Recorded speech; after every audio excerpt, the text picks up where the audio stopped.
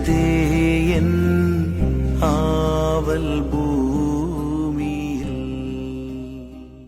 கிறிஸ்து இயேசுவுக்குள் அன்பானவர்களே, இயேசுவின் நாமத்தில் அன்பின் வாழ்த்துக்கள். இயேசுவின் ஆசீர்வாத ஊழியங்களின் மூலம் உங்களை சந்திப்பதில் மிகுந்த மகிழ்ச்சி அடைகிறேன். இந்த நாளும் தியானத்திற்கென்று கலாத்தியருக்கு எழுதின நிருபம் 5ஆம் அதிகாரம் 24வது வசனம். கிறிஸ்துவின் உடையவர்கள் தங்கள் மாம்சத்தையும் அதன் ஆசை இச்சைகளையும் சிலுவையில் அறைந்திருக்கிறார்கள். அது கல்வாரி சிலுவையில இயேசு செய்த காரியங்கள் மாத்திரமல்ல, இயேசுவை சொந்த இரட்சகராய் ஏற்றுக்கொண்ட நீங்களும் நானும் இந்த சிலுவையிலே செய்யப்படுகிற ஒவ்வொரு காரியங்களை குறித்து நாம் தியானித்து வருகிறோம். இத பவுல் ஆவிக்குரிய ஒரு வாழ்க்கையை குறித்தும் மாம்சத்துக்குரிய வாழ்க்கையை குறித்தும் இந்த கலாத்தியருக்கு நிருபத்தை விவரித்து கொண்டு வருகிற போதுதான் இந்த வசனத்தை சொல்றார்.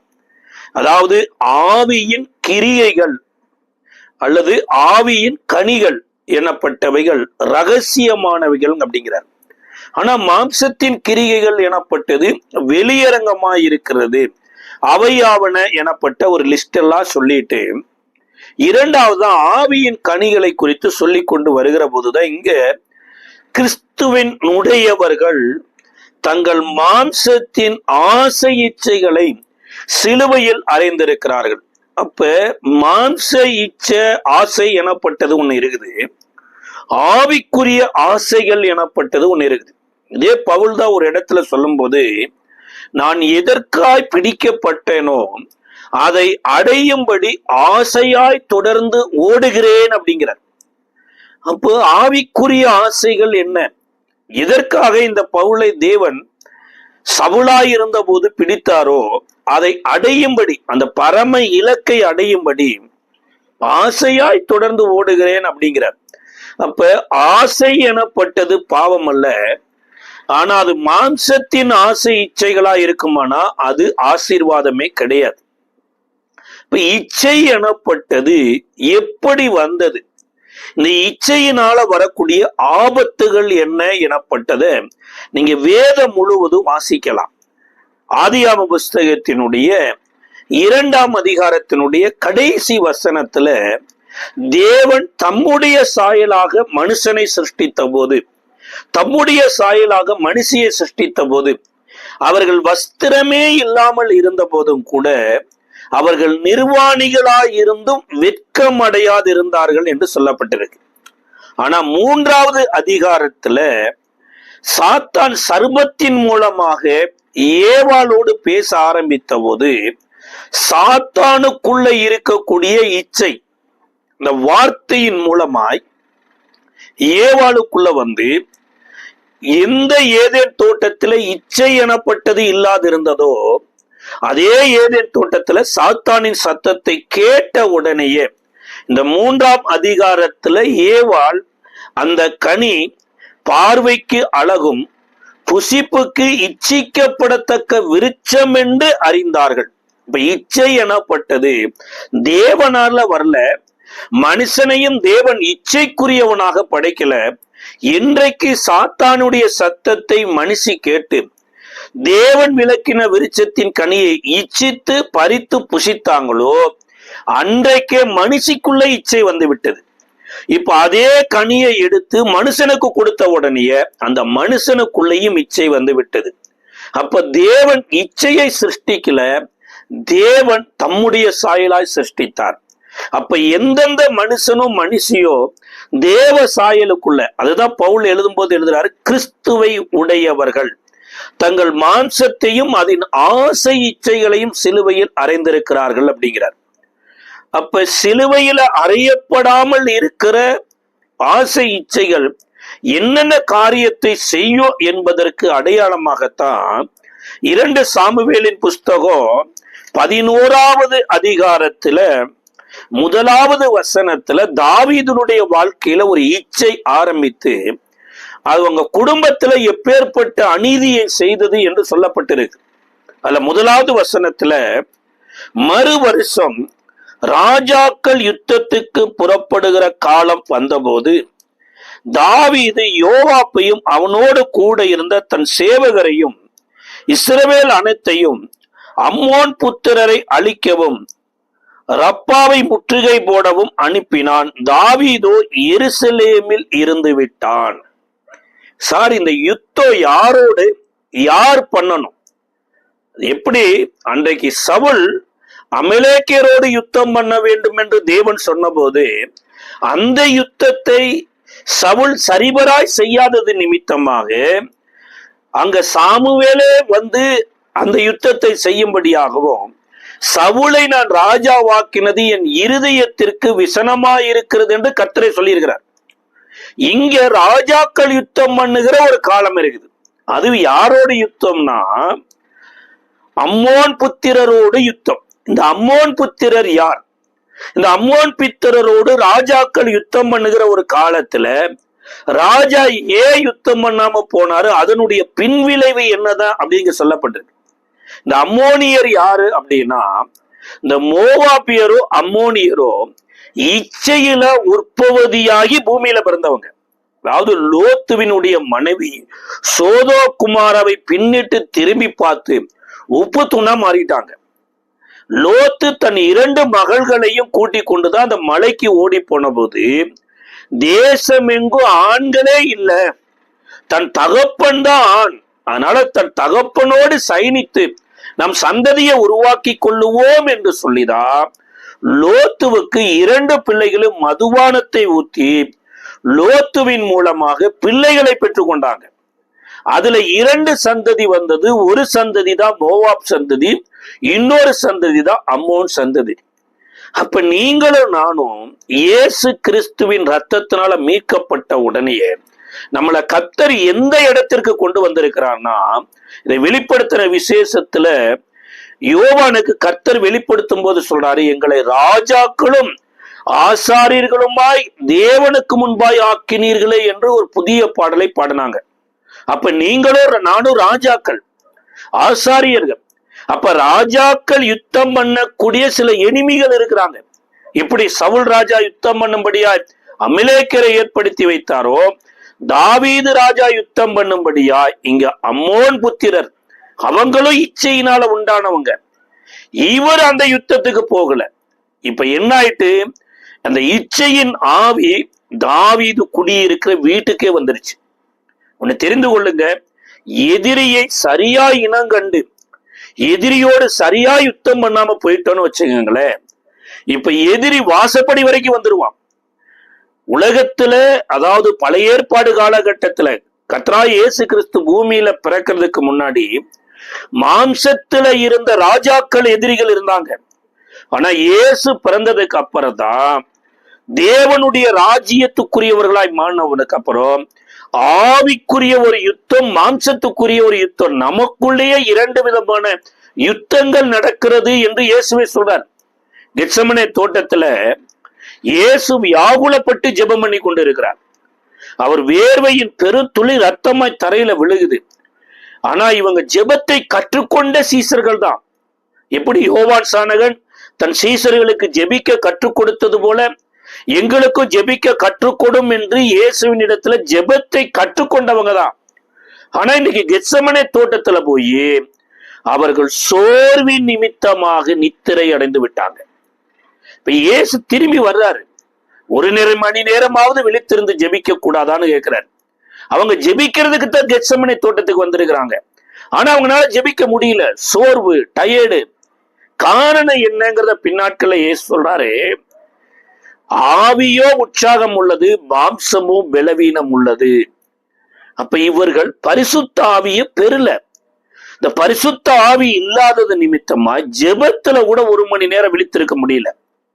அதே மாதிரிதான் இன்றைக்கு நீங்களும் நானும் ராஜாக்களாய் ஆன பின்பு எதிரிய இனங்கண்டு எதிரியை அழிக்கணும். ஒரு இடத்துல பவுல் எழுதும்போது எழுதுறாரு, ஆவியினாலே மாம்சத்தின் கிரியைகளை அழித்தால் பிழைப்பீர்கள். இந்த மாம்சத்தின் கிரியைகள் என்னன்னு தெரியலைங்க நிறைய இருக்கு. கிறிஸ்துவின் ஆவி இல்லாதவன் ஜீவன் இல்லாதவன்கிற மாதிரி கிறிஸ்துவின் ஆவி இல்லாதவன் கிறிஸ்தவனே இல்லை. இன்னைக்கு நான் என் பேர்ல கூட இயேசுன்னு பேர் வச்சுக்கலாம், அல்லது ஜான்னு பேர் வச்சுக்கலாம், ஜான்சன் பேர் வச்சுக்கலாம், இல்ல பைபிள்ல இருக்கிற எத்தனை புனித பெண்களுடைய பெயர்களை வைத்திருக்கிறார். சாராள்னு வச்சுக்கலாம், ரெபேக்கால்னு வைத்துக் கொள்ளலாம், இயேசுவின் தாயா இருக்கிற மரியாள்னு கூட வைத்துக் கொள்ளலாம். உலகம் நமக்கு ஒரு ஐடியா கொடுக்கும், நம்ம பெயரை பார்த்து இவர்கள் கிறிஸ்தவர்கள். ஆனா அவர்கள் கிறிஸ்தவர்கள் கிடையாது. கிறிஸ்துவின் ஆவியை உடையவன், ஜீவனை உடையவன், அவன்தான் கிறிஸ்தவன் என்று வேதம் சொல்லுது. அதனாலதான் பவுல் கலாத்தியருக்கு எழுதும் போது எழுதுறாரு, கிறிஸ்துவின் உடையவர்கள் தங்கள் மாம்சத்தின் ஆசை இச்சைகளை சிலுவையில் அறைந்திருக்கிறார்கள் அப்படிங்கிறார். அப்ப இங்க தாவீது ராஜாவா இருக்கிறாரு, அவர் போய் அந்த அம்மோன் புத்திரரோடு யுத்தம் பண்ண வேண்டியது, அவர் அங்க போகாதது நிமித்தமா வீட்டுல இருந்த உடனேயே மாளிகையின் உப்பருகில உலாவிக் கொண்டு இருந்த போது யுத்தம் பண்ண போயிருந்த உரியா அவருடைய மனைவி கணவன் இல்லாத போது தன்னுடைய நேரத்துக்கு தகுந்தாற் போல குளிக்க போற போது மாளிகையின் உப்பருகையில் இருந்து இந்த இச்சையின் ஆவி தாவீதை ஆக்கிரமித்து இந்த பெண்ணின் மேல இச்சையாகி அவளை அழைத்து அவளோடு சயனிக்கவும் செய்துட்டார், கெடுத்துட்டார். இது யாருக்குமே தெரியாது. இதுதான் பாருங்க, நம் மாம்சத்தின் கிரியைகளை ஆவியினால அழிக்கலைன்னா கட்டாயம் மாம்சத்தின் கிரிய நம்மளை தீட்டுப்படுத்தி இருப்பாருங்க. இப்ப கெடுத்ததுக்கு அப்புறம் இந்த பெண்ணு கன்சீவ் ஆயிட்டான்னா இது ராஜாவினுடைய பெயருக்கே அவப்பெயராய் வந்து விடுமே என்று யுத்த காலத்துல இருக்கிற உரியாவை வரவழைத்து அவனுக்கு தேவையான அனைத்து விருந்துகளையும் கொடுத்து உன் மனைவியோடு போய் சயனி என்று அனுப்புறார். அவரு இராணுவத்துல இருக்கிற தன்னுடைய நண்பர்கள் யுத்த காலத்துல இருக்கும்போது நான் எப்படி ஏன் மனைவியோடு போய் நான் சந்தோஷமா இருக்கணும் என்று சொல்லி வீட்டிற்கு போகாம ராஜாவின் முன்னணியிலே படுத்து விடுகிறார். இதை அறிந்த தாவீது மறாவது நாளே இந்த உரியாவை யுத்தத்தின் முன்னணியில நிறுத்தி அவன் இறந்து போகும்படியான சில ஓலையை உரியாவின் கையிலேயே கொடுத்து அனுப்புறார். இதன் அடிப்படையில உரியா யுத்தத்துல போன போது ராஜா கொடுத்த இந்த கடுதாசியை யோவாப் பார்த்து உரியாவை யுத்தத்தின் முன்னணியில, அதாவது மிருக ஜீவன்கள் நிக்க வேண்டிய இடத்துல உரியாவை நிறுத்தி மிருக ஜீவன்களோடு ஒருவராக உரியா இறந்து போவதற்கு காரணமாக மாறிட்டார். உலகம் என்ன பண்ணுது, இராணுவத்துல இறந்து போயிட்டாரு, அவங்களுக்கு இரக்கத்தை பாராட்டணும் என்று நினைக்கிற மாதிரி தாவீது உரியாவின் மனைவியை தன்னுடைய மனைவியா எடுத்துக்கொண்டார். பாருங்க, இச்சையானது கற்பந்தரித்து பாவத்தை பிறப்பிக்கும். பாவ பூரணமாகும் போது மரண நியாய தீர்ப்பை கொண்டு வந்துடும். இப்ப தாவீது செய்த காரியம் யாருக்குமே தெரியாது. ராஜாக்கள் யுத்தம் பண்ண போக வேண்டிய இடத்துல யுத்தம் பண்ண போகல, யுத்தம் பண்ண போயிருந்த உரியாவின் மனைவியை கெடுத்துட்டாரு. அது மாத்திரமல்ல, பின்னாட்களில உரியா இருந்தார்னா தன்னுடைய ராஜ்யத்திற்கும் தன்னுடைய பெயருக்கும் அவப்பெயர் வரும் என்று சொல்லி உரியாவை யுத்தத்தின் முன்னணியில வைத்து கொலையும் செய்துட்டாரு. உலகத்துல இது எல்லாமே ஒரு ஆக்சிடென்ட் மாதிரிதான் நடக்குது. இதுக்கெல்லாம் யாருமே காரணம் இல்லைங்க, இது இயற்கையா நடந்த மாதிரியே தெரியுது. ஆனா கர்த்தர் நேற்றும் இன்றும் என்றும் மாறாதவர். ஒருவேளை நான் சபையில பெரிய ஆளா இருக்கலாம், பெரிய பாடகனா இருக்கலாம், அல்லது என்னுடைய காலத்துல உலகமே கடவுளை அறியக்கூடிய ஒரு அறிவை இருந்திருக்கலாம். ஆனா நான் தவறு பண்ணினாலுமே கர்த்தர் சில கிருபையின் காலத்தை அனுமதிக்கிறார். அந்த நாட்களில நான் உணர்வடைந்து மனம் திரும்பலைன்னா என் வாழ்க்கையில தேவன் ஒரு நியாய தீர்ப்பை கொடுப்பார் பாருங்க, அதை யாராலும் மாற்றவே முடியாது. இந்த நியாய தீர்ப்பு தாவீதின் இடத்துல வருது. இந்த தாவீது செய்த பாவத்தை கர்த்தர் பொறுத்திருந்து 2 வருடங்களுக்கு பின்பு குழந்தையும் பிறந்துருச்சு. இப்ப நாத்தான் தீர்க்கதரிசியை கொண்டு தாவீதை தேவன் எச்சரிக்கிறார். எப்படி எச்சரிக்கிறார்னா, ஒரு ஊர்ல ஒரு மிகப்பெரிய ஒரு பணக்காரர் இருந்தார். அவரிடத்துல அநேகம் ஆயிரம் ஆடுகள் இருந்தது. அதே ஊர்ல ஒரு ஏழை இருந்தார். அந்த ஏழையின் இடத்துல ஒரே ஒரு ஆடுதான் இருந்தது. இந்த ஏழை எங்க படுக்கிறாரோ இந்த ஆடு அவரோட சேர்ந்து படுத்துக்கொள்ளும். இவருடைய மகிழ்ச்சி எல்லாமே இந்த ஆட்டோடு தான் இருந்தது. ஆனா எதிர்பாராத விதமாய் அந்த பணக்காரர் வீட்டிற்கு ஒரு விருந்தாளி வந்தாரு. இந்த ஏழை வீட்டில இருக்கக்கூடிய ஆட்டின் மேல ஆசைப்பட்டாரு. அது நிமித்தமாய் அந்த ஆட்டை எடுத்து விருந்தாளிக்கு அந்த பணக்காரர் விருந்து வைத்து விட்டார் என்று தாவீதின் இடத்துல ஒரு அழகான ஒரு ஸ்டோரி சொன்ன போது, இந்த ஏழை ஆட்டை குறித்து கரிசனை உண்ட தாவீது, யார் அந்த கொலைபாதகன் என்னுடைய ராஜ்யத்துல இப்படி தன்னுடைய ஆட்டை விருந்தாளிக்கு கொடுக்காம மற்றவருடைய சந்தோஷத்தை அபகரித்து புசித்த அந்த கொலைபாதகன் யார் என்று கேட்டபோது, இப்ப தாவீது நேரடியாய் நாத்தான் வேலுனால எச்சரிக்கப்பட்டு நீயே அந்த கொலைபாதகன் என்கிறார். இதற்கு பின்புதான் நாத்தான் தீர்க்கதரிசி விலாவாரியா சொல்றார், உனக்கு 1000 பெண்கள் இருக்கிறாங்க, நீயே கேட்டிருந்தா கூட நான் உனக்கு கொடுத்திருப்பேன். அப்படி இல்லாதபடி ஏத்தியனாகிய உரியாவின் மனைவியை நீ எடுத்துக்கொண்டபடினால நியாய தீர்ப்பு உன்னுடைய வீட்டுல தொடங்கும். எப்படி நீ அந்தரங்கமா இந்த பாவத்தை செய்தியோ உன்னுடைய குடும்பத்துல வெளியரங்கமான நியாய தீர்ப்பு நடக்கும் என்று பட்டயம் உன் வீட்டை விட்டு விலகாதுட்டார். இதன் அடிப்படையில பாருங்க, தாவீதுக்கு அழகான ஒரு பெண் தாமார் எனப்பட்ட ஒரு பெண் இருந்தார். தாவீதினுடைய இன்னொரு மனைவியினுடைய மகன் இந்த தாமாரின் மேல இச்சை கொண்டான். இன்னைக்கு இச்சைக்கு ஒரு பேர் என்ன தெரியுங்களா? காதல். அந்த காதல் சிநேகம்ன்றாங்க. அதுல பாத்தீங்கன்னா ஒரு காதலர் தினம் என்றே சொல்றாங்க. இது உலகத்துல நடந்தாலும் பரவாயில்லைங்க, சில திருச்சபைகளிலே சில ஆராதனை நடத்துகிறவர்களை காதல்ல விழுந்து கடைசியா என்ன நிலைமை ஆனது தெரியுங்களா? அந்த பெண்ணை கெடுத்து குட்டிசாம்பலாக்கிட்டாங்க. அதுதான் விளைவு. என்ன ஆயிட்டு? தாவீது அந்தரங்கத்தில் செய்ததை தம் பிள்ளைகளை வெளியரங்கமாய் கர்த்தர் நியாய தீர்ப்புல தள்ளிட்டார். இதற்கு அப்புறம் இந்த தாமார் தன்னுடைய சகோதரனாகிய அப்சலோமு வீட்டுல இருந்தது மாத்திரமல்ல, தாவீதும் எந்த அரண்மனையில பாவம் செய்து அசுத்தத்தை உண்டாக்கினாரோ அதே அரண்மனையிலிருந்து அப்சலோமனால துரத்தப்பட்டு தாவீதினுடைய மறுமனையாட்டிகளோடு வெளியரங்கமாக அப்சலோம் தன் இச்சை ஆசைகளை நிறைவேற்றினார். இதுதான் பாருங்க, இச்சை நம்ம வாழ்க்கையில எப்பேற்பட்ட இடத்துல கொண்டு போய் தள்ளிரும் அப்படின்னா, சங்கீதக்காரர் சொல்லும் போது சொல்றாரு, கர்த்தரையே அசட்டை பண்ணி விடுமாமா. சங்கீதம் 10:3 சொல்லி இருக்குது, இச்சை எனப்பட்டது கர்த்தரையே அசட்டை பண்ணுமாமா. 78:18 இந்த வனாந்தரத்துல வந்த இஸ்ரவேலர்கள் அந்நிய ஜாதி மக்களோடு சேர்ந்து கொண்டு ஈச்சித்து தேவனை சோதித்தாங்களாம், பரிசோதித்தார்களாம். 10 முறை பரிசோதித்திருக்கிறாங்க. இது நிமித்தமா தான் வனாந்தரத்துல அவர்கள் கொல்லப்பட்டிருக்கிறாங்க. அடுத்து இச்சை எனப்பட்டது எல்லா ஞானத்திலும் தலையிடுமாமா.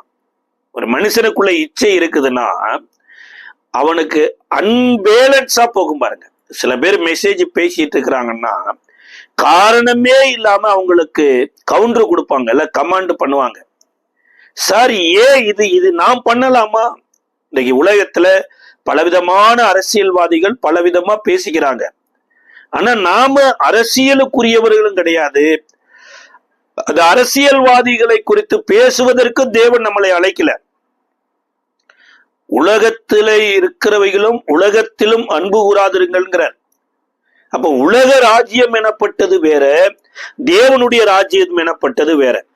இன்றைக்கு எத்தனையோ பேர் அங்கேயே போட்டுக்கிட்டு நான் பிஷப் ஆயிட்டேன், ரெவரண்ட் ஆயிட்டேன், அதாயிட்டேன் இதாயிட்டேன்னு ஆளுங்கட்சிக்கு சப்போர்ட் பண்ணிட்டு ஒரு கும்பல் ஓடுறது, எதிர்கட்சிக்கு சப்போர்ட் பண்ணிட்டு ஒரு கும்பல் ஓடுறது, அல்லது ஸ்டேட் கவர்மெண்ட்டை சார்ந்து ஒரு கும்பல் ஓடுறது, சென்ட்ரல் கவர்மெண்ட்டை சார்ந்து ஒரு கும்பல் போறது.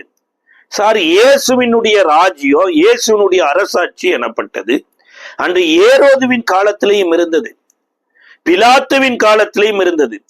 இயேசு பிலாத்துவுக்கு ஃபேவராகவும் தன்னுடைய ராஜ்யத்தை மாத்தல, அல்லது பிலாத்துவுக்கு ஃபேவராகவும் தன்னுடைய மக்களை வழிநடத்தல, அல்லது ஏரோதுவுக்கு ஃபேவராகவும் பேசல, ஏரோதுவுக்கு பின்னாடி தன் மக்களை நடத்தல. அவருடைய ராஜ்யமே வேற. இப்ப அந்த ராஜ்யத்தின் சேவகர்களாகத்தான் இன்றைக்கு உங்களை என்னை வைத்திருக்கிறார். அப்ப இந்த தேவனுடைய ஆவியை பெறல அப்படின்னா இச்சை இருக்கிற ஒரு மனுஷனுக்கு கட்டாயம் பலதரப்பட்ட ஞானத்துக்குள்ள நுழைவாங்க பாருங்க. எல்லா ஞானத்திலும் தலையிட்டு கொள்ளுவாங்களாமா. நீதிமொழிகள் 18வது அதிகாரம் 1வது வசனம் சொல்லுகிறது.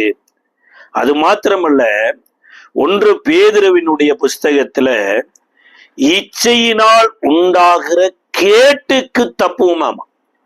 ஒரு மனுஷனுக்குள்ள இச்சை இருக்கும்போது அந்த மனுஷனுக்கு எப்படி கேடு வரும்னு சொல்ல முடியாது. தாவீதின் குடும்பத்துல எப்படி கேடு வந்தது பாருங்க. ஒரு நல்ல குடும்பம், ஆனா பிள்ளைகள் எல்லாம் தாவீதினுடைய ஆசீர்வாதத்துல இல்ல. அப்ப அதற்கு காரணம் என்னன்னா, தேவனாலே கொடுக்கப்பட்டிருக்கிற ஆவியினால இந்த மாம்சத்தின் கிரிகளாகிய இச்சைகளை அழிக்காமல் போனது நிமித்தமா இப்பேற்பட்ட ஆபத்து வந்தது. எபேசியருக்கு எழுதின நிருபம் 2ஆம் அதிகாரம் 3வது வசனம் சொல்லுகிறது, அவர்களுக்குள்ளே நாம் எல்லோரும் முக்காலத்திலே நமது மாம்ச இச்சையின்படியே நடந்து நமது மாம்சமும் மனசும் விரும்பினவைகளை செய்து சுபாவத்தினாலே மற்றவர்களைப் போல கோபாக்கினியின் பிள்ளைகளாயிருந்தோம். தேவனோ இரக்கத்தில் ஐஸ்வர்யம் உள்ளவராய் நம்மில் அன்பு கூர்ந்து தம்முடைய திவ்ய அன்பினாலே அக்கிரமங்களில் மரித்தவர்களாயிருந்த நம்மை கிறிஸ்துவுடனே கூட உயிர்ப்பித்தார். கிருபையினாலே ரட்சிக்கப்பட்டோம். ஒருவேளை இந்த நாட்கள்ல கூட நம் மாம்ச விரும்பினதும் மனசு விரும்பினதையும் செய்தோம்னா நம்ம எப்படி இருப்போம்னா தேவ கோபாக்கினியின் பிள்ளைகளா இருப்போம். அன்றைக்கு சோதோம் கொமோரா பட்டணத்து மக்கள் உலகமே அழியாத போது அவர்கள் அழிந்ததுக்கு காரணம் என்ன? தேவன் அந்த சோதோம் கொமோரா பட்டணத்தை தன்னுடைய வருகையின் நாட்களில இப்படி இருக்குன்னு சொல்றார். அப்ப அவர்கள் என்னன்னா தங்கள் மாம்ச விரும்பினதையும் மன விரும்பினதையும் செய்தாங்க. அங்க குடியிருந்ததுனாலதான் லோத்துவினுடைய குடும்பமே பாதிக்கப்பட்டது. நம்மளுடைய ஐக்கியம் பாருங்க சரியா இருக்கும் பட்சத்துல நம்மளுடைய பயணமும் சரியா இருக்கும். உலகத்தார் சொல்லுவாங்க பாருங்க, உன் நண்பன் யார், நீ யார் என்று நான் உனக்கு அறிவிப்பேன்பாங்க. நம்ம யாரோட ஐக்கியப்பட்டிருக்கிறோம், அல்லது நம்ம போகிற சபை எப்பேற்பட்ட சபை, அந்த சபையை பொறுத்துத்தான் நம்மளுடைய ஆவிக்குரிய தரமும் இருக்கும். நம்மளுடைய ஊழியக்காரர் யார், நமக்கு போதிக்கப்படுகிற உபதேசம் எப்பேற்பட்ட உபதேசம், அதை பொறுத்துத்தான் நம்மளுடைய ஆவிக்குரிய வாழ்க்கை இருக்கும். இதை பவுல் எழுதும் போது எழுதுறார், முன்னாட்களை நம்ம அப்படி இருந்தோம். எப்படி இருந்தோம்? நம் மனம் விரும்பினதை நம்ம செய்தோம், நம் மாம்ச விரும்பினதை செய்தோம். அப்ப இன்றைக்கு மாம்ச விருப்பத்தை நிறைவேற்றுகிறவர்களுக்கு தேவ கோபாக்கினை வரும். ஒரு பெண்ணை ஒரு பையன் விரும்புறான்னா அவன் மன விரும்பினதுனாலதான் அந்த பெண்ணை திருமணம் முடிக்கிறான். அவன் மாம்ச விரும்பினதை தான் திருமணம் முடிக்கிறான். சிம்சோன் அந்த பெலிஸ்திய ஸ்திரியை விரும்பினதுக்கு காரணம் என்ன? அந்த பெலிஸ்திய ஸ்திரி நல்ல ஆவியில நிறைந்து இந்த சிம்சோனோடு கூட இணைந்து கர்த்தருடைய யுத்தத்தை நடத்துவாள் அப்படின்னு சொல்லி விரும்பினாரா? கிடையாதுங்க. அவள் அவருடைய கண்களுக்கு அழகானவளாய் தென்பட்டா. அந்த கண்களின் இச்சையில போய் விழுந்தார் பாருங்க. அவங்க அப்பா அம்மா கூட சொல்றாங்க, வேண்டாம், பெலிஸ்தியருக்கு நமக்கும் தேவ சித்தம் இல்லைன்ன போதும் கூட, வழியில சிங்க தடுத்த போதும் கூட மீறி போனதுனால முடிவு என்னவாக முடிந்ததுன்னா, கடைசியில எந்த கண்ணின் இச்சைக்கு இடம் கொடுத்தானோ அதே கண் பிடுங்கப்பட்டு அந்த மண்டப தூண்களை இடித்து மறிக்கிற போது இந்த சிம்சோனோ பெலிஸ்தியர்களும் ஏகப்பட்ட பேர் மரித்து போனாங்க. ஒருவேளை இந்த நாட்களை நம்ம மன விருப்பத்தின்படி எதையும் கேட்கலாம், ஆனா பைபிள் அதற்கு அனுமதி கொடுக்கல. நம் மாம்ச விரும்புறதெல்லாம் நம்ம செய்யலாம், ஆனா பைபிள் அதற்கு இடம் கொடுக்கல. அப்படி செய்கிறவர்களுக்கு வேத சொல்லுதுங்க, தேவ கோபாக்கினை வருமாமா. ஒரு காலத்துல நம்ம அப்படி இருந்திருக்கலாம், ஆனா கிறிஸ்துவை ஏற்றுக்கொண்டோம். அப்ப நம்ம கிறிஸ்துவுடனே கூட உயிர்ப்பிக்கப்பட்டிருக்கிறோம்னா கிறிஸ்துவுக்குள்ள இருக்கக்கூடியவைகளை நமக்குள்ளேயும் தேட வேண்டியது அவசியம். அப்படி இல்லையா, அதை நம்ம ஆண்டவரிடத்துல ஜெபத்துல கேட்கிற போதுதான் தேவனுடைய ஆவியானவர் அதை உயிர்ப்பிப்பார். எப்படி ஒரு மரத்துல இருந்து, ஒரு மாமரத்திலிருந்து ஒரு மாம்பழம் கீழே விழுகுதுங்க, விழுந்த உடனேயே அது அப்படியே அழுகி போயிருது, அதனுடைய விதையாய் மண்ணுக்குள்ள உள்ள போகுது. இப்ப அழுகி போயிருந்த அந்த விதை மண்ணுக்குள்ள உள்ள போனதுக்கு அப்புறம் அந்த விதைக்குள்ள இருக்கக்கூடிய சக்தி எல்லாமே இப்ப மண்ணின் மூலமா மாங்கன்னா வெளியே வருது. இப்ப ஆல்ரெடியே ஒரு மாமரத்தில இருந்து வந்த இந்த விதை இப்ப மாங்கன்ன வெளியில கொண்டு வந்ததுக்கு அப்புறம் அந்த மாமரத்தை போலவே இந்த மாங்கன்னு வளர்ந்து மாங்கனிகளை கொடுக்கும் பாருங்க. அதே மாதிரிதான் கிறிஸ்துவுக்குள்ள இருந்து இன்னைக்கு நீங்களும் நானும் உயிர்ப்பிக்கப்பட்டிருப்போம்னா கல்வாரி சிலுவையில பார்க்கலாம், அல்லது அவர் 33 வருடம் வாழ்ந்த வாழ்க்கையில பார்க்கலாம். இயேசு எங்கேயுமே இச்சிக்கவே கிடையாது. அவருடைய சோதனையில கூட சொல்லியிருக்காங்க, எத்தனையோ இச்சையை தூண்டுகிற காரியங்களை எல்லாம் அவருக்கு கொண்டு வந்தாங்களாமா. அவரை எதையுமே அதை மேற்கொள்ளவே இல்லை. அவருக்கு என்று சொல்லப்பட்ட ஒரு இலக்கு இருந்ததுங்க. பிதாவாகிய தேவன் என்ன இலக்கோடு ஒரு டார்கெட்டை பிக்ஸ் பண்ணி என்னென்னமெல்லாம் செய்யணும்னு அவருக்கு தீர்மானித்தாரோ அதை செய்து முடிப்பதே தன்னுடைய போஜனமா இருக்கிறதுன்னு. அதுபோல இன்றைக்கு உங்களுக்கு எனக்கும் இச்சையே இல்லாம வாழணுமா இருந்தா நமக்கு ஒரு இலக்கு இருக்கணும். அந்த இலக்கை குறித்து பவுல் சொல்லும்போது சொல்றாரு, 1 கொரிந்தியரின் புஸ்தகம் 9ஆம் அதிகாரம் 25வது 24வது வசனத்துல, பந்தய சாலையில் ஓடுகிறவர்கள் எல்லாரும் ஓடுவார்கள், ஆகிலும் ஒருவனே பந்தயத்தை பெறுவான் என்று அறிவீர்கள். நீங்கள் பெற்றுக்கொள்ளத்தக்கதாக ஓடுங்கள். பந்தயத்திற்கு ஓடுகிற யாவரும் எல்லாவற்றிலும் இச்சையடக்கம் உள்ளவர்கள் இருப்பார்கள். அவர்கள் அழிவுள்ள கிரீடத்தை பெறும்படி அப்படி செய்கிறார்கள். நாமோ அழியாத கிரீடத்தை பெறும்படி அப்படி செய்ய வேண்டும். யோசிச்சு பாருங்க, இந்த உலகத்துல ஒரு ஒலிம்பிக்ல ஒரு ஓட்டப்பந்தயம் இருக்குதுன்னு வச்சுங்க, அல்லது ஒரு ஃபுட்பால் பிளேயர் இருக்கிறார், அவங்களுக்குள்ள பசி இருக்கலாம், ஒருவேளை அவங்க மனைவி வெளியில வெயிட் பண்ணிட்டு இருக்கலாம், அவங்களுக்குள்ள பலதரப்பட்ட தாகங்கள் இருக்கலாம், தேவைகள் எல்லாம் இருக்கலாம்.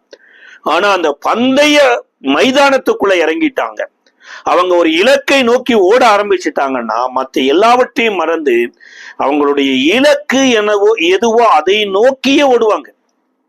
அப்ப பந்தய சாலையில் ஓடுகிறவனுக்கு ஒரு இச்சை அடக்க வர்றதுக்கு காரணம் என்னன்னா அவனுக்கு ஒரு இலக்கு இருக்குது. அதே போல கிறிஸ்து இயேசுவுக்குள் மீட்கப்பட்டிருக்கிற உங்களுக்கு எனக்கும் தேவன் ஒரு டார்கெட்டை பிக்ஸ் பண்ணியிருக்கிறார், ஒரு இலக்கை பிக்ஸ் பண்ணியிருக்கிறார். அந்த இலக்கு என்ன தெரியுங்களா? இந்த மகிமையின் கிரீடத்தை வைத்து கொண்டு காத்திருக்கிற இயேசுவை கண்டடையணும், இந்த இயேசுவின் இடத்துல போகணும், அந்த இயேசுவுக்காக உலகத்துல ஓடணும் பாருங்க. அதனாலதான் எபிரேயர் 12வது அதிகாரம் முதல் 2 வசனங்களில, மேகம் போன்ற இத்தனை திரளான சாட்சிகள் நம்மை சூழ்ந்து கொண்டிருக்க விசுவாசத்தை துவக்கிறவரும் முடிக்கிறவரும் ஆகிய இயேசுவை நோக்கி நமக்கு நியமித்திருக்கிற ஓட்டத்தில் பொறுமையோடு ஓடக்கடவோங்கிறார். அது மாத்திரமல்ல, தமக்கு முன்வைத்த சந்தோஷத்தின் பொருட்டு அவமானத்தை எண்ணாமல் சிலுவையை சகித்த அவரையே நோக்கி பாருங்கள் அப்படிங்கிறார். அப்ப இயேசுவுக்கு ஒரு டார்கெட் இருந்தது போல இன்னைக்கு இயேசுவுக்குள் வந்திருக்கிற உங்களுக்கு எனக்கு ஒரு டார்கெட் இருக்குது. என்ன டார்கெட்டு?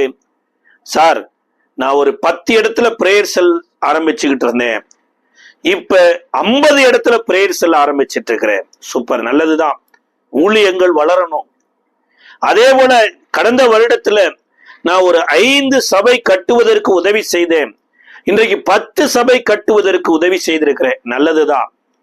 இயேசு இதற்கு எதிரியும் கிடையாது, இதை செய்ய வேண்டாம்னு சொல்லல. ஆனா நாம் இப்பொழுது தேவனுடைய பிள்ளைகளாய் இருக்கிறோம். இதை 1 யோவான் 3ஆம் அதிகாரம் 2வது வசனம் சொல்லுகிறது.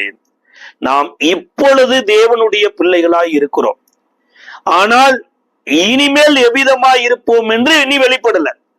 இப்போது நம்ம தேவனுடைய பிள்ளைகளாய் இருப்போங்கிறதே நமக்கு ஆச்சரியம். யோசிச்சு பாருங்க, நம்ம பிறந்த காலகட்டத்துல நம்மளோடு கூட பிறந்தவங்களா இருக்கலாம், அல்லது நம்மளோடு கூட சிறு வயதுல படித்தவங்களா இருக்கலாம், அல்லது நம்ம உறவினர்கள் நண்பர்களா இருக்கலாம். அவர்களுடைய வாழ்க்கையை ஒப்பிட்டு பார்த்து நம்மளுடைய வாழ்க்கையை ஒட்டு பாருங்க. நீங்களும் நானும் வானத்தையும் பூமியும் உண்டாக்கிய சர்வ வல்லமையுடைய தேவனாகிய கர்த்தரை பிதாவே என்று அழைக்கிற ஒரு இடத்துக்கு வந்தது எவ்வளவு ஒரு பாக்கியம். இதை யோவான் ஒரு இடத்துல எழுதும்போது சொல்றாரு, அவர் நம்மை பிள்ளைகள் என்று அழைப்பதினால அவருடைய அன்பு எவ்வளவு பெரிதுன்னு பாருங்கிறார். இதுவே நம்மளுடைய கற்பனைக்கு அப்பாற்பட்ட காரியம். ஆனா இது ஒரு இன்சில் அமௌண்ட் மாதிரிதான். இனி ஃபுல் அமௌண்ட் ஒண்ணு இருக்குது. அந்த ஃபுல் அமௌண்ட் என்னன்னா, அவர் வெளிப்படும் போது, எவர் வெளிப்படும் போது, மத்திய வானத்துல ஆகாயத்துல இயேசு வெளிப்படும் போது நாம் அவருக்கு ஒப்பனையாய் இருப்போம் அப்படிங்கிறார். ஒருவேளை இயேசு வர தாமதிக்குமானா, நம்மளுடைய ஓட்டம் முடிந்து நம் பரலோகத்தை போய் சென்றடையும் போது நாம எந்த ரூபத்துல போகணும் அப்படின்னா, இந்த உலகத்துல எந்த கரைதிரை இல்லாத ஒரு வாழ்க்கை வாழ்ந்து ஓட்டத்தை ஜெயமாய் முடிக்கணும் பாருங்க. இந்த பவுலனுடைய வாழ்க்கையில பாருங்க, அவருடைய ஓட்டத்தை முடிக்கிற அந்த நாட்களில் எழுதும்போது எழுதுறாரு, விசுவாசத்தின் நல்ல போராட்டத்தை போராடினேன், ஓட்டத்தை முடித்தேன், இது முதல் நீதியின் கிரீடம் எனக்கு வைக்கப்பட்டிருக்கு. நீதியின் கிரீடம்னா என்ன? இயேசுவே அவர்களுக்கு நீதியாய் மாறினார். அந்த இயேசுவை சந்திக்க போகிறேன், அந்த இயேசுவோடு கூட என்னாலும் வாழ போகிறேன். அதுதாங்க நமக்கு கொடுக்கப்பட்டிருக்கிற இலக்கு. அந்த இலக்கு அந்த பூமியில ஒவ்வொரு நாளும் நம்ம அடையணும். அதை அடைய முடியாதபடிதான் பிசாசு இந்த உலகத்துல நமக்கு விரோதமாய் ஏற்படுத்துகிற 3 காரியம். ஒண்ணு கண்களின் இச்சை, இன்னொன்னு மாம்சத்தின் இச்சை, 3வது ஜீவனத்தின் பெருமை. இப்ப இந்த இச்சையில இருந்து நம்ம விடுதலை ஆவதற்கு நமக்கு ஒரு இலக்கு வேணும். பந்தய சாலையில ஓடுகிறவங்க எப்படி இச்சையடக்கத்தோடு ஓடுகிறாங்களோ, அதே போல இயேசு நமக்கு ஏற்படுத்தி வைத்திருக்கிற இந்த ஓட்டத்துல இயேசுவையே நோக்கி ஓட நம்ம அழைக்கப்பட்டிருக்கிறோம். ஒருவேளை இயேசுவை விட்டு வலதுபுறம் இடதுபுறம் நம் கண்களை திருப்புவோம் என்றால் கட்டாயம் பாருங்க, ஒரு ஆசீர்வாதமான முடிவு வராது. அன்றைக்கு வேதம் சொல்லுகிறது, எலிசா மரித்து போய் ஒரு இடத்துல அடக்கம் பண்ணப்பட்டிருக்கிறார். அந்த எலிசா கர்த்தருக்காக வாழ்ந்த ஒரு மனுஷன், கர்த்தருடைய அபிஷேகத்தை சுமந்து கொண்டு உலகத்துல தேவன் யார் என்பதை விளங்க வைத்து வாழ்ந்து கொண்டிருந்த மனுஷன். அவர் இறந்துட்டாரு. அவருடைய கல்லறையில கொண்டு போய் வைத்த போது அந்த கல்லறையில பின்னாட்கள்ல ஒரு வாலிபனை கொண்டு போய் வைத்த உடனேயே மரித்து போயிருந்த அந்த வாலிபன் உயிரோடு எந்திரிச்சிட்டான். ஒருவேளை வேற எத்தனையோ பேருடைய கல்லறையில எத்தனையோ பேரை வச்சிருந்திருக்கலாம், ஒருத்தருமே உயிரடையில.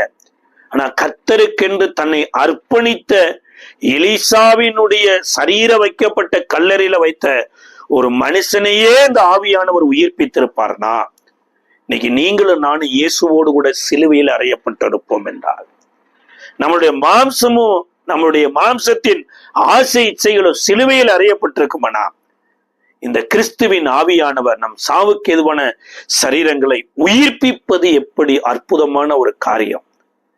யோசிச்சு பாருங்க, கல்லறைக்கு போன ஒருத்தன் உயிரோடு எந்திரிச்சு வந்திருந்த அந்த உலகமே அவனை எப்படி அற்புதமா பார்த்திருக்குதோ இல்லையோ, அதே போல பாவத்துல அக்கிரமத்திலும் வாழ்ந்து கொண்டிருந்த நம்மளை கல்வாரி சிலுவையில் அறையப்பட்ட இயேசுவோடு கூட சிலுவையில் அறையப்பட்டு அந்த ஆவியானவரால் நாம் உயிர்ப்பிக்கப்பட்டிருப்போம்னா நம்ம கிறிஸ்துவுக்குள்ள புது சிருஷ்டியா மாறுவோம். பழையவைகள் எல்லாம் ஒளிந்து போயிடும், எல்லாம் புதிதா மாறிடும்.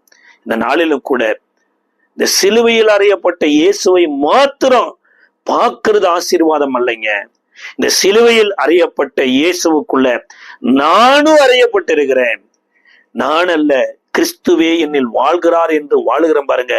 இதுதான் நமக்கு முன்குறிக்கப்பட்டிருக்கிற தேவன் நியமித்த ஓட்டம். இதனாலதான் இயேசு சொல்றாரு, ஒருவன் என்னை பின்பற்றி வர விரும்பினால், பலவந்தம் கிடையாது, உங்களை போக்கஸ் பண்ணி உங்களை பிரஷர் பண்ணி நீங்க கட்டாயம் நீ என் பின்னாடி வா, இல்லைன்னா அவ்வளவுதான் நீ அழிஞ்சு போயிருவா அப்படின்னு ஏசு சொல்ல. உனக்கு விருப்பம் இருக்குதா, நீ என்னை பின்பற்றி வரணும்னு நீ ஆசைப்படுறியா, தன்னை தானே வெறுத்து தன் சிலுவை எடுத்துக்கொண்டு என்னை பின்பற்ற கடவான், என்னை பின்பற்றாதவன் எனக்கு சீசன் அல்ல என்றார். இந்த நாள்ல கூட இயேசுவே உம்முடைய அடிசுவடுகளை பின்பற்றி வர, என்னுடைய மாம்ச விருப்பத்தையும் மனசின் ஆசைகளையும் சிலுவையில் அறைந்து இயேசுவினுடைய ஆசை விருப்பங்களை நிறைவேற்ற பரலோகம் தான் என்னுடைய டார்கெட். இயேசுவை நான் சந்திக்கணும், அதுதான் என்னுடைய இலக்கு. அதற்காக நான் ஏதோ ஓடி வருகிறேன்னு கேளுங்க. இந்த பரிசுத்த ஆவியானவர் உங்களுக்கு உதவி செய்வார். நம்ம ஜெபிக்கலாமா? அன்பின் பரலோக பிதாவே, கர்த்தராகிய இயேசுவின் நாமத்தில் நன்றியோடு ஸ்தோத்திரிக்கிறோம். கிறிஸ்துவை உடையவர்கள் தங்கள் மாம்சத்தையும் அதன் ஆசை இச்சைகளையும் சிலுவையில் அறைந்திருக்கிறார்கள். ஆண்டவரே, சிலுவையில் அறியப்படாத இச்சைகள் ஆண்டவரே தேவனையே நிந்திக்கும், தேவ கோபாக்கினையை கொண்டு வரும். ஆண்டவரே, கேட்டுக்கு நேராக தள்ளிவிடும் வேதம் சொல்லுதப்பா. அப்படி இச்சைக்கு ஒரு நிறைவேற்றக்கூடியவர்களாய் நாங்கள் வாழாதபடி எங்களுக்கு கிடைத்திருக்கிற இந்த யுத்த காலத்துல எதிரியை இனங்கண்டு அழித்து தேவனுக்குள்ள வாழ, தேவ ராஜ்யத்தில் வாழ எங்களுக்கு உதவி செய்யும். ஆசீர்வதியும் பலப்படுத்தி இயேசுவின் நாமத்தில் ஜெபிக்கிறோம் நல்ல பிதாவே, ஆமென். எங்களோடு நீங்கள் தொடர்பு கொள்ள மிஷனரி சகோதரர் ஜெயபால், இயேசுவின் ஆசீர்வாத ஊழியங்கள், சேலையூர், சென்னை, தென்னிந்தியா. Missionary brother Jayapal, Jesus plus ministries, Selaiyur, Chennai, south India.